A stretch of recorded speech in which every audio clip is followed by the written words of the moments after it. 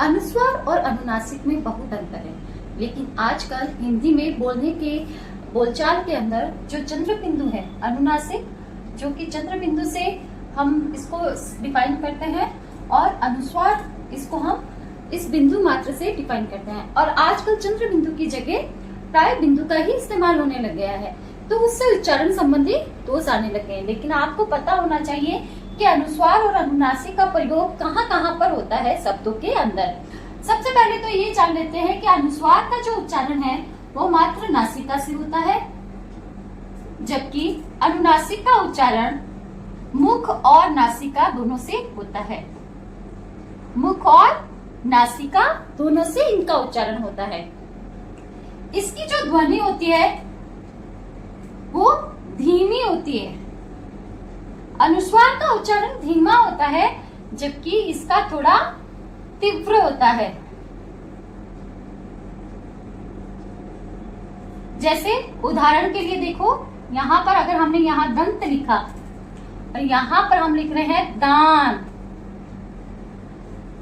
उच्चारण कीजिए दंत दांत। इसकी ध्वनि थोड़ी लाउड होती है अपेक्षाकृत अनुनासिक के। अनुस्वार का इस्तेमाल वर्ग के पंचम अक्षर, वर्ग के पंचम वर्ण कौन से? यमंगणनम जिसे हम बोलते हैं, एक साथ अगर बोले पंचम वर्ण कौन से? ग, य, ण, न और म। इनके स्थान पर इनके ये जब शब्दों के बीच में आते हैं, जैसे ग का देखे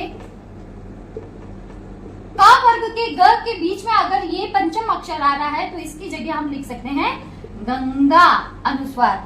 जैसे हम लिखते हैं व्यंजन, ये भी सही है, और इसकी जगह हम लिख देते हैं व्यंजन, ये भी सही है। तो ज च छ ज झ य, तो च वर्ग का अगर व्यंजन आगे है तो उसके य के स्थान पर अनुस्वार आएगा और किस शब्द के ऊपर? अनुनासिक आएगा।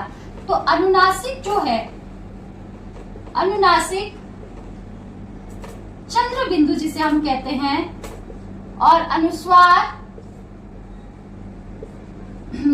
जिसको हम सिर्फ बिंदु से डिफाइन करते हैं, ये कौन से शब्दों के ऊपर आएंगे और ये कौन से शब्दों पर आएंगे? 90% आप इसका अनुमान लगा सकते हैं। अनुस्वार अनुनासिक जो है वो आ, उ और उ, जैसे कि अंधेरा, ऊंचाई।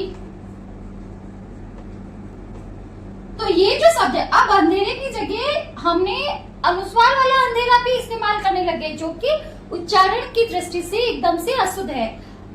तो जिन स्वरों के ऊपर मात्राएं नहीं आती है, अब ई के लिए ए, आई, ओ, औ, ये जो स्वर है,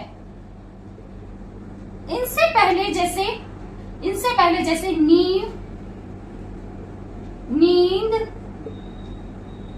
उसी तरीके से सिंचाई, एंड। अब देखो, जो स्वर अपने आप में ऊपर मात्रा लिए होती है वो स्वर क्या हो गए? उन स्वरों के साथ हमेशा क्या आएगा? अनुस्वार आएगा। और जो स्वर अपने ऊपर शिरोरेखा के ऊपर कोई मात्रा नहीं लेकर गया है, जो स्वर की शिरोरेखा से ऊपर कोई मात्रा नहीं होती है, उन स्वरों के साथ प्रायः चंद्र बिंदु का ही प्रयोग आता है। और जो हम सिर्फ बिंदु लगा देते हैं जैसे अंधेरा, ये एकदम से गलत है। तो अशुद्धि पहचानने के लिए आप इन ट्रिकों को इस्तेमाल कर सकते हैं।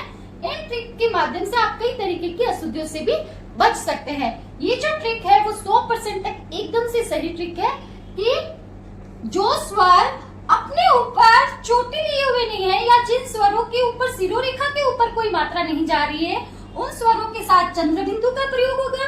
और जो स्वर अपने ऊपर एक चोटी लिए हुए जाते हैं या शिरोरेखा के ऊपर से कोई मात्रा निकल रही है, उनके साथ हमेशा अनुस्वार का प्रयोग होगा। तो इस प्रकार से अनुस्वार और अनुनासिक का जो टॉपिक है ये हमने अच्छे से देखा। और इसकी ध्वनि धीमी होती है, इसकी ध्वनि थोड़ी तीव्र होती है। बोलकर भी देखिए दंत दांत, और यहाँ पर ये पंचम वर्ण जिसके साथ होता है उसके साथ ही, उसके आगे वाले के साथ ही ये लगता है। जैसे गंगा में पंचम क वर्ग का है, तो इसका जो यहाँ पर अगर इस अनुस्वार की जगह हम इसको सही तरीके से लिखे तो इसका सही रूप ये होगा।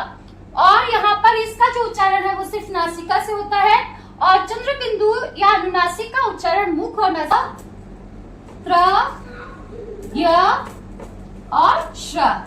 छ के अंदर क और श मिला हुआ है।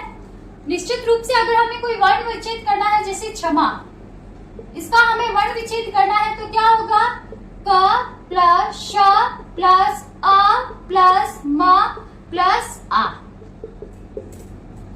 अंडरस्टूड?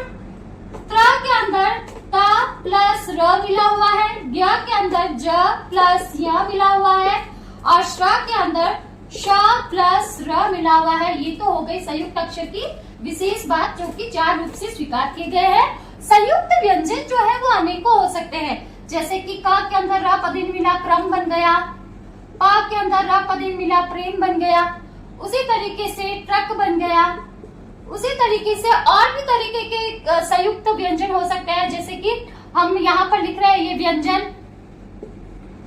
आगे एक स्वर रहित व्यंजन के साथ जुड़ा हुआ कोई स्वर सहित व्यंजन होता है तो वो फिर क्या कहलाते हैं, संयुक्त व्यंजन। जैसे यहाँ पर व और य में भी क्या है, संयुक्त। जैसे और क और त में भी क्या है, ये संयुक्त व्यंजन है। अब द्वित्व व्यंजन की बात आती है, जहां पर समान जो है, जैसे समान व्यंजन के आगे समान व्यंजन आता है और एक स्वर रहित होता है और एक स्वर रहित सहित होता है। जैसे ब च च, अब ये स्वर रहित च है, ये स्वर सहित च है, और ये क्या है, द्वित्व व्यंजन का उदाहरण है। बच्चा, कच्चा, जैसे बिल्ली, तो ये क्या है, द्वित्व व्यंजन। तो द्वित्व व्यंजन, संयुक्त व्यंजन, संयुक्त अक्षर में ये अंतर है। इसके अलावा हिंदी के अंदर जो है आगत व्यंजन, आगत ध्वनि स्वीकार की गई है। अंग्रेजी की जिसे हम बोलते हैं, जैसे कि डॉक्टर, ये विदेशी ध्वनियां हैं। एक हो गया हमारे नुक्ता, ये भी आगत ध्वनियां हैं, जिसको हम किसी भी शब्द के नीचे ऐसे लगाकर करते हैं, जैसे राज, फन, इस तरीके से इसको नीचे लगाकर डिफाइन करते हैं। जैसे डॉक्टर, ऑफिस। तो अगर आपसे ऑब्जेक्टिव रूप में पूछ लिया जाए कि यहाँ पर ये क्या है, तो ये आगत ध्वनि है, और हमारे विदेशी शब्दों के कारण इन ध्वनियों का आगमन हुआ है। उर्दू फारसी शब्दों के साथ नुक्ता का और विदेशी ध्वनियों के साथ।